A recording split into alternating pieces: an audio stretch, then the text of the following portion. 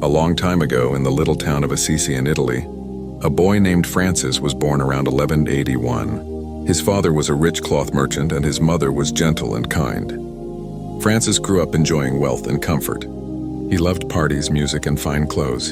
He dreamed of becoming a great knight admired by everyone. When war broke out between Assisi and a nearby city, Francis eagerly joined the fight. But he was captured and spent a year in prison. After being freed, he tried again to pursue his knightly dreams, but on the way he had a vision of God telling him to return home. Back in Assisi, Francis slowly began to change. One day, while praying in a small ruined church called San Damiano, he heard the voice of Christ speak from the cross. "Francis, rebuild my church." At first, Francis thought this meant the church building itself. He sold some of his father's cloth to pay for repairs. His father was furious, and they quarreled bitterly. Finally, in front of the bishop and the townspeople, Francis gave up his inheritance. He even returned his fine clothes to his father, declaring that from now on he would have only God as his father. From that moment, Francis chose a life of poverty. He dressed in simple rags, begged for food, and devoted himself to serving God and the poor. People thought he was strange, but slowly his joy and kindness began to inspire others. Companions gathered around him, and together they became the Friars Minor, or Lesser Brothers Car, who lived simply, preached peace, and cared for those in need.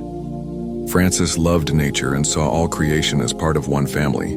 He called the sun his brother and the moon his sister. Birds seemed to listen when he spoke, and even animals trusted him. In one famous story, a fierce wolf was terrifying the people of the town of Gubbio. Instead of fighting it, Francis approached the wolf, spoke gently, and made peace between the animal and the villagers.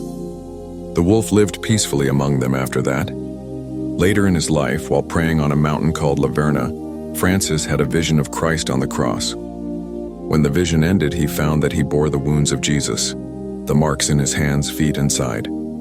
These wounds, known as the stigmata, caused him pain but also filled him with deeper love for God.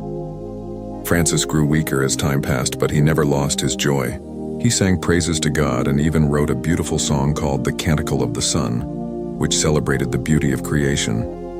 Surrounded by his brothers, he died peacefully on October 3, 1226, at the age of 44. Just 2 years later, Francis was declared a saint.